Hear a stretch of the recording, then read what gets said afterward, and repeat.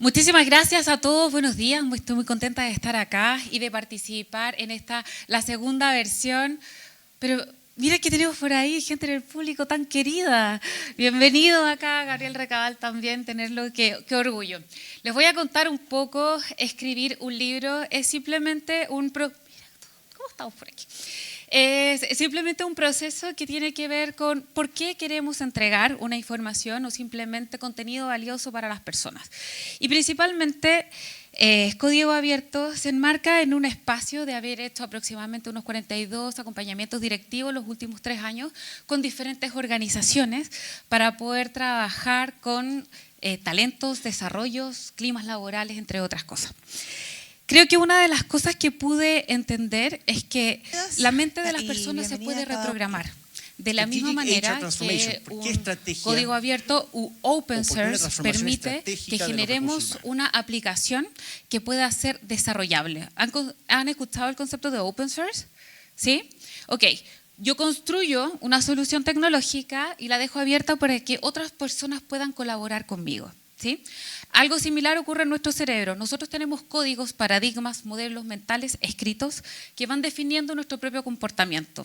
Y en sí, tanto como tenemos errores en una programación, por ejemplo, en un lenguaje tecnológico eso se llaman bugs, nosotros y como personas y como organizaciones tenemos paradigmas, miedos, barreras autolimitantes, resistencias al cambio que podrían ser lo que denominamos errores de programación y que impiden que tengamos un buen desempeño. Y por otro lado, también en el lenguaje de programación existen las APIs. Y las APIs son piezas que se integran y que generan una amplificación de contenidos que mejora nuestro desempeño. En el mundo real y en esta analogía, las APIs serían, por ejemplo, las personas que nos amplifican, los eventos donde nos encontramos y vamos aprendiendo, o también herramientas y nuevas habilidades que vamos incorporando en el camino. De eso se trata este libro. Y uno de los principales temas que podemos conversar hoy es que ¿alguien escuchó alguna vez sobre la modernidad líquida? ¿No? Bauman, el sociólogo del 2018, acuña el término de modernidad líquida diciendo que nosotros debiésemos aprender a adaptarnos. ¿De qué manera acá? Esto sí que me va a costar, porque tengo déficit atencional severo y me muevo mucho. Pero voy a hacer mi mejor esfuerzo. La modernidad líquida en sí decía que nos teníamos que aprender a adaptar, como en un recipiente, ¿sí? Sin embargo, hay que ser bien honestos. Muchas de las cosas que están ocurriendo ya están ocurriendo sin que nos demos cuenta. Y más que adaptarnos deberíamos aprender quizás a mirar. Existen fuerzas que están reconfigurando el futuro del trabajo y que sí o sí ya llegaron. Estamos pasando de la cuarta a la quinta revolución industrial. Sí, eso es un hecho, no es cuestionable. Los agentes hoy día ya van a empezar a estar ocupando un espacio en nuestros organigramas. Todos tienen un agente acá, entrenado, ¿sí? Por ahí hay uno, otro, ¿sí? Esto va a masificarse y por supuesto hacer tareas repetitivas, encontrar cómo las podemos trabajar es parte de los organigramas. En sí, el trabajo en la quinta revolución industrial indica que estamos incorporando nuevas tecnologías y que vamos a ser híbridos, lo queramos o no. Lo segundo, experiencias personalizadas. Cada vez más se pone exigencias para poder construir experiencias. Tanto los consumidores son cada vez más exigentes, como también lo son las personas y los colaboradores. Entonces, tanto colaboradores y consumidores son dos caras de una misma moneda. Estamos como jamón del sándwich y necesitamos de alguna manera poder construir experiencias que vayan mucho más allá. En ocasiones a mí me preguntan, haciendo un acompañamiento directivo, me dicen, pero mi competidor de al lado, en una compañía de seguros, no tiene tan nivel de experiencia. Tú no compites en tu experiencia con la compañía de seguros de al lado. Tú compites, por ejemplo, con una experiencia como Amazon, que es retail, porque el cliente lo que quiere es fricción cero. Por lo tanto, da lo mismo si tu competidor no la tiene, tarde o temprano van a buscar la compañía que sea capaz de cambiar los 21 clics que se requieren para poder compartir una transacción, para poder bajarlo y de ahí entregar en sí un mejor desempeño o performance como plataformas. Empresas vivas. ¿Han escuchado el concepto de empresas vivas? Principalmente hablamos de empresas vivas cuando hablamos de que eso que llamamos antes como una personalidad jurídica, en sí hoy día tiene reputación, marca, personalidad, identidad, cultura. Y los consumidores premian o castigan las organizaciones según si se sienten representados o no por esta línea valórica. Porque sí o sí, los consumidores quieren trabajar, conectarse y vincularse con personas. Por lo tanto, más allá que una institución, o eso que era el paradigma de los años 80, donde aparecía un logo, y ese logo era el representante del edificio corporativo, estaba dentro de ese logo diciendo que somos una compañía y una infraestructura. La infraestructura desaparece, las barreras se difuminan. Por otro lado, también aparece la gig economy, la economía de concierto, los autoempleos, las personas que cada vez van a tener una fuente de empleo. Y aquí les pregunto, ¿quién de ustedes tiene más de una fuente de empleo o más de una fuente de ingreso? El 2023 en Estados Unidos esta cifra ascendía a un 23%. El 2024 subió a un 40%. ¿Qué significa esto? Que es una tendencia, que las organizaciones seguramente van a tener que tomar medidas para poder facilitar que las personas tengan 2 o más fuentes de ingresos. Porque en un país donde efectivamente están disminuyendo los temas, o sea, aumenta el IPC y no necesariamente los sueldos asumen el mismo nivel de aumento de renta, inevitablemente no todas las organizaciones tienen aumento de IPC necesariamente, entonces sí o sí las personas van a buscar nuevas alternativas de ingreso. Y para buscar esas nuevas alternativas de ingresos también van a necesitar mayor flexibilidad. Y la legislación sabemos que no va a tener el mismo nivel de velocidad que los cambios culturales y organizacionales que tienen las sociedades. Por lo tanto, adivinen quiénes van a tener que hacerse cargo de tomar decisiones para poder facilitar que efectivamente las organizaciones, las personas puedan tener más de un trabajo. Recursos humanos, si va a caer todo en eso sí o sí, y nos va a tocar inevitablemente empezar a buscar esas facilidades y a buscar esos acomodos para que las personas puedan tener una o más fuentes de ingresos y poder así cumplir esta necesidad de tener esa diversificación de cartera que ya llega como parte de las tendencias. Otra tendencia, la diversidad. Las 4 generaciones conviviendo, hoy día ya están naciendo la generación beta. Y beta no creo que sea una casualidad con respecto al nombre, porque beta es un producto mínimo viable en sí en una aplicación. Por lo tanto, creo que lo más relevante ahí es decir, junto con esta generación se nos da una oportunidad de volver a renacer también nosotros y buscar una fuente de diferentes paradigmas. El impacto medioambiental, que por supuesto llega con crisis migratoria, entre otras, pero creo que lo más relevante en sí, ¿ustedes saben cuánto gasta ChatGPT en agua? 519 mililitros por cada pregunta, ¿sí? Porque para poder enfriar los servidores en sí ese es el costo. ¿Alguno de ustedes alguna vez le ha preguntado algo que no sea realmente necesario a ChatGPT? Podemos confesarlo, ¿cierto? Ok, el agua es un recurso súper escaso y en sí enfriar los servidores también es parte de la conciencia en salud y la conciencia de la salud medioambiental es parte de las habilidades que se van a requerir también para el siglo XXI y eso es parte de lo que tenemos que traer también para el futuro.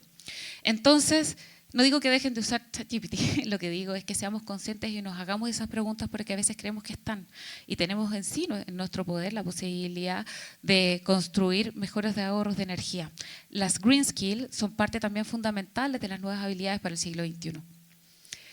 La salud mental. ¿Cómo estamos de salud mental dentro de las organizaciones? Yo siempre trabajo con la curva de estrés y le pregunto a las organizaciones cómo están. Y la mayoría siente que el nivel de velocidad que está hoy día está avanzando a un nivel exponencial y no se detiene. Seamos honestos, tampoco se va a detener. ¿Sí? ¿Qué es lo que podemos hacer? Que las personas en sí puedan tener registro de su cansancio. No todo el mundo sabe cuándo está cansado. Y a veces nuestro cerebro, la dopamina, nos exige necesariamente ir en la persecución de un logro. Y no sabemos que estamos realmente cansados hasta que realmente nuestro cuerpo después nos da señales. Eso se entrena y la gente no sabe cómo hacer ese registro. En el libro planteo específicamente cómo me doy cuenta de ese hallazgo. Otro tema que es inevitable es la economía plateada, que habla principalmente de las nuevas oportunidades y cómo lo mismo que nos comentabas, que el envejecimiento de la población está cada vez más en aumento y que la tasa de natalidad también está disminuyendo. Las nuevas generaciones tienen cargas mucho más livianas, no quieren el crédito hipotecario y seguramente tampoco quieren tener la familia con los 3 hijos y el perro. Lo más probable es que eso también va a generar nuevas oportunidades, pero vamos a tener que ir construyendo también nuevas formas de modelos de empleo. nuevo, porque seguramente para ese entonces los modelos de beneficios que estén asociados, por ejemplo, a los bonos escolares y todo eso, van a tender también a competir con beneficios como, por ejemplo, kilómetros Lampas para poder ir a conocer el sudeste asiático, ¿o no? Podría ser mucho más plausible si las personas en sí tienen la sed que es inherente a esa edad de poder ir a conocer y ser ciudadanos del mundo, ¿sí? Por otro lado, el humanismo y el transhumanismo. ¿Sí? ¿Hay alguien levantando la mano ahí, no? ¿No? Ok. El humanismo y el transhumanismo también son tendencias que vamos a tener que empezar a manejar, vocabulario que vamos a tener que incorporar.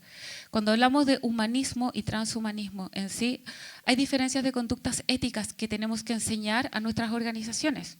Les pongo un ejemplo. ¿Alguien conoce Neuralink? Esta organización de Elon Musk. ¿Sí? Esta nueva empresa que en el fondo permite que él pueda entregar servicio a un tetrapléjico y que la persona pueda conectarse mediante telepatía con un chip cargado en el cerebro. ¿Sí? ¿Sabían que también dentro de eso se están haciendo pruebas para poder hacer vaciados de memoria? O incluso, les pregunto acá, sí, abriendo el debate porque me encanta, ¿la curaduría de memoria sería legítima? ¿Poder borrar recuerdos, traumas? ¿Sería legítimo? ¿Tenemos una postura frente a eso? No, ¿cierto? Quizás no la tenemos.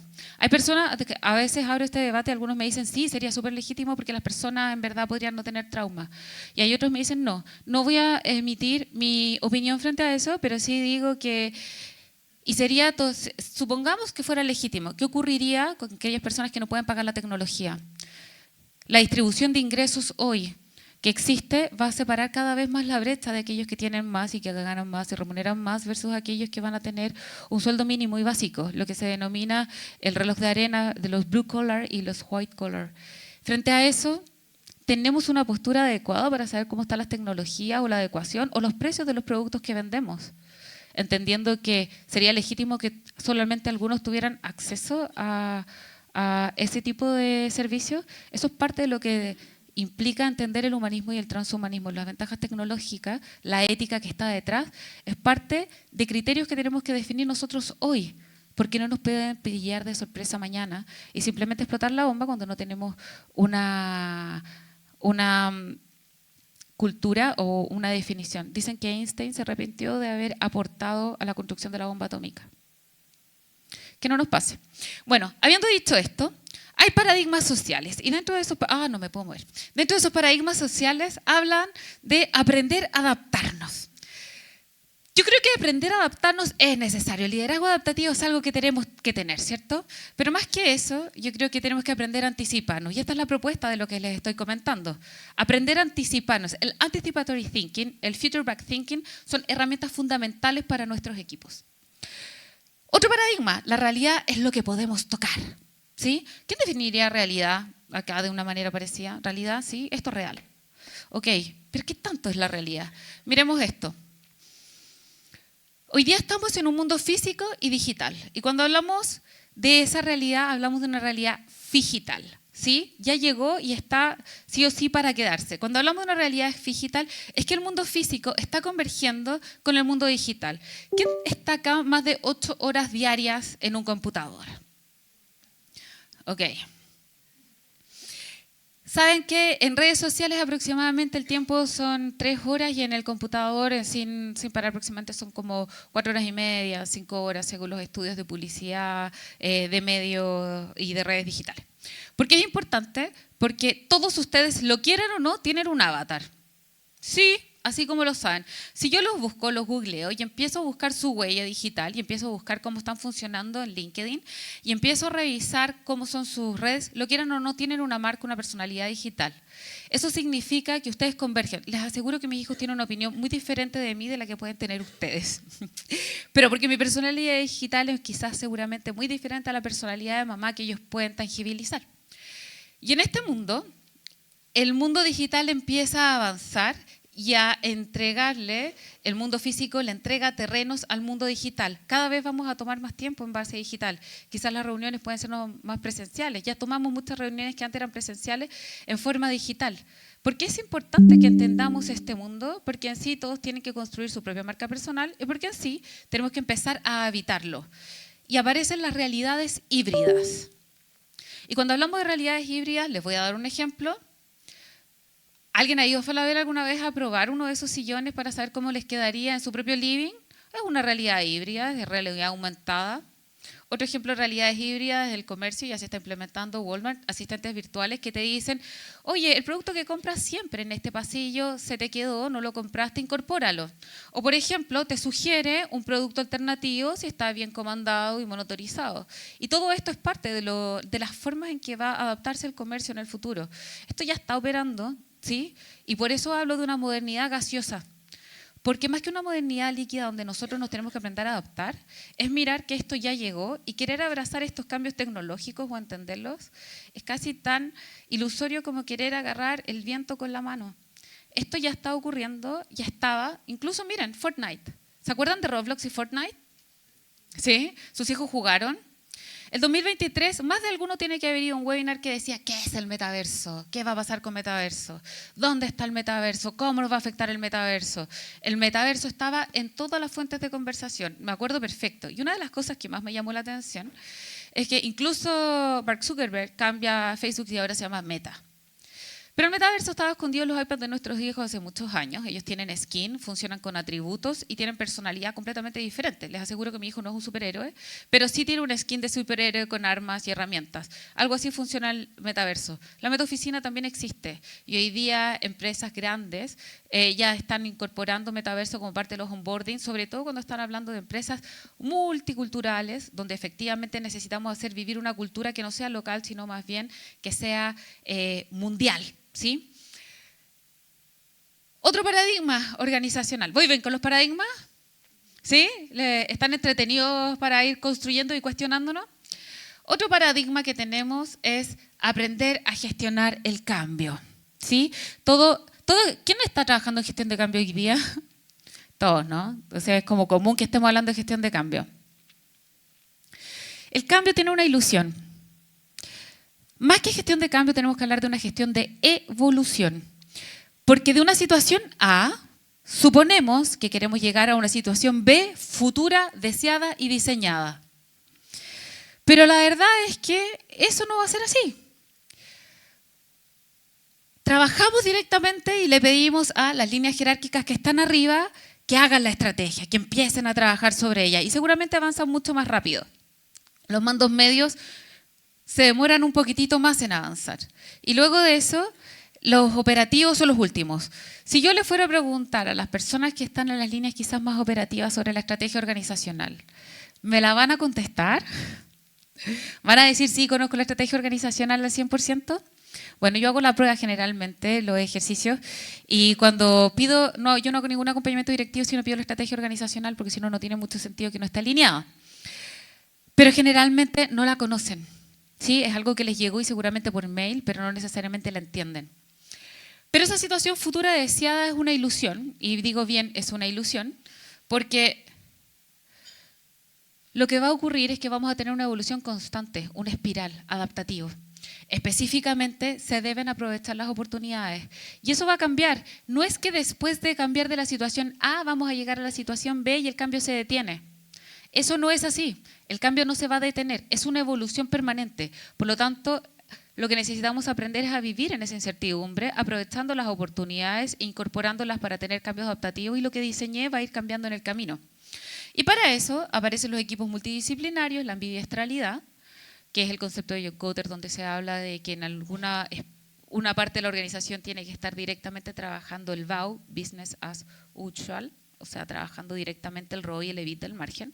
Y otra parte de la organización tiene que estar directamente preparándose para la innovación, ¿sí? Entonces, cuando eso ocurre, también se les pide a los colaboradores que tengan que asegurarse la estrategia y que tengan que trabajar en esto. Y esto es otro paradigma, lo que ellos quieren versus lo que las empresas quieren. Orientación a los resultados y compromiso con los objetivos, lo pedimos, ¿cierto? Y ellos quieren, los colaboradores, remuneración justa, equilibrio entre vida laboral y personal. Mientras las organizaciones piden innovación y nuevos modelos de negocio, y aquí va buena, ellos piden presupuestos para innovar. ¿Les pasa alguna vez? Y también lo planteo en el libro. Me pasa, en algún minuto en el equipo directivo, decían, el pilar número 3 de nuestra estrategia era la innovación. Y yo pregunté, ok, ¿y cómo buscan los presupuestos para innovar? ¿Sí? ¿Cómo buscan los presupuestos para innovar? Específicamente tienen que pasar por un comité, tiene que ir la persona con el jefe, preguntar, hacer un proyecto, visión y alcance, rentabilidad, y de acuerdo a eso, si es que el proyecto se paga, se innova. Pero resulta que la innovación en sí es ineficiente y eso lo debemos aceptar. En una primera etapa no va a traer ingresos directos. Flexibilidad para adaptarse a los cambios, mientras ellos quieren adaptabilidad y flexibilidad para vivir su día a día. Las empresas piden proactividad versus las expectativas de los colaboradores, como el reconocimiento y la valoración permanente y la cultura de feedback. Habilidades digitales también es totalmente necesario versus desarrollo profesional y formación en forma permanente. Trabajo en equipo y colaboración, pero ellos piden ambiente laboral positivo, pertenencia y también una cultura que sea inclusiva. Las empresas piden Customer Centricity o Customer Care, que es el cuidado de los clientes, y las personas piden People Centricity, People Analytics, People Care, ¿sí? Entonces, en sí son dos caras de la misma moneda y mientras no tengamos esa definición de equidad, estamos hablando de un nuevo pacto. Este es el nuevo pacto organizacional. Es que es lo que se nos van a exigir y cuando estamos en un mundo de fuga de talento, donde efectivamente la guerra por el talento está desatada, no tener estas variables claras, lo más probable es que vaya a afectarnos en la parte de la contratación. Desde ahí entonces aparecen otros paradigmas organizacionales, como por ejemplo desarrollo profesional, como una responsabilidad de la empresa o como academias de aprendizaje. Les pregunto acá, ¿alguien ha llegado a su oficina alguna vez a preguntarles cuál es mi plan de trabajo, cuál es mi plan de desarrollo? ¿Les han preguntado? Sí. Las personas tienen que ser capaces de mirar esto como un ecosistema de aprendizaje, como un entorno personal de aprendizaje, y el rol de la organización es habilitarlo. No llevarlos de la mano para que aprendan cómo hacerlo. Pero sí veo en acompañamientos directivos constantemente que la gente no tiene la claridad de cuáles son los habilitantes o todo el programa continuo de ecosistema de aprendizaje. Y ahí tenemos herramientas de gamificación, sistema de evaluación de desempeño, plataforma LMS, feedback sistémico y seguramente viajes, academias experimentales, charlas de expertos, beneficios para estudios de pregrado y posgrado. Pasantías interáreas, participación de nuevos proyectos, programas con enfoque, programas de asociación, desarrollo profesional. Pero el viaje de Ana no es igual al viaje de Juan.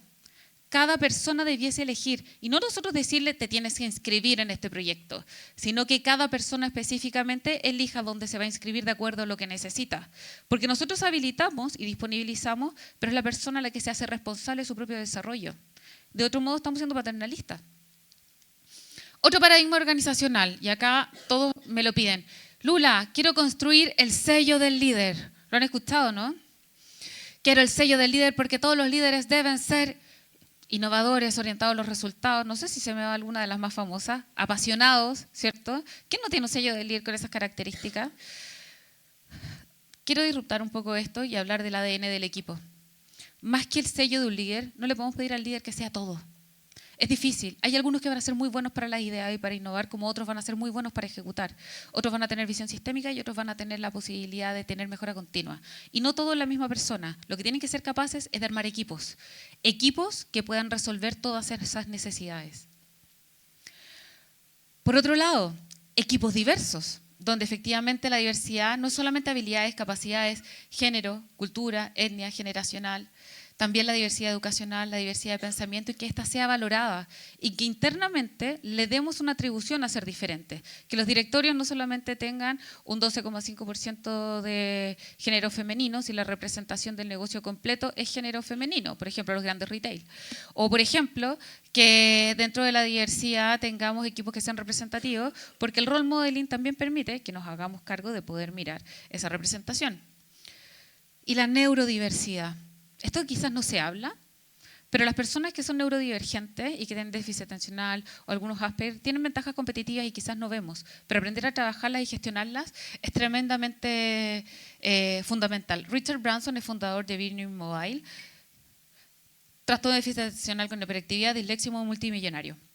¿Qué hizo? Simplemente ocupó su trastorno de déficit atencional como su mejor ventaja competitiva. En planta abierta, un cerebro con déficit atencional con hiperactividad realmente no tiene la capacidad de poder concentrarse. Entonces, ¿qué es lo que necesita cada colaborador? A veces no es como crear una facilidad para todos iguales, pero simplemente les cuento, yo crecí pensando que era tonta, porque en el colegio mis ciclos de atención eran muy cortos, yo no aprendía tan rápido como el resto, pero el modelo de aprendizaje al cual fui expuesta, por supuesto, es completamente distinto al que más fácil era para mí. Quiero decir esto porque yo soy un cerebro de déficit atencional con hiperactividad severo, si no pregúntenle a mi compañía de seguros de auto. Y la verdad es que creo que es súper relevante que aprendamos a poner a las personas en su zona de talento, que son capaces de crear y seguramente ejecutan de una manera diferente, pero si saben armar equipos, de seguramente va a ser exponencial. Las empresas en sí mismas evolucionan a un modelo totalmente conectado y además escalable. Y esto se los dejo como parte de presagios. Cada vez más, esto va a ser como un juego de Legos. Las organizaciones van a tomar una célula, la van a implementar, la van a sacar, o van a contratar freelancers, los van a sacar, o van a contratar espacios o personas o expertise por periodos de tiempos más acotados. Ya estas empresas que trabajaron mucho con células y que de verdad ya no saben qué hacer con las células, es porque efectivamente la misma célula no te sirve para todos los proyectos. Por lo tanto, nacen, se desarrollan, terminan el proyecto y después se tienen que cambiar. Y por lo tanto, la forma de trabajo como fraccionalidad va a ser cada vez más emergente. Y eso va a ocurrir. Entonces tenemos que prepararnos con la legislación, con códigos internos, con procesos internos y también con formas de trabajo para poder convivir desde esta perspectiva.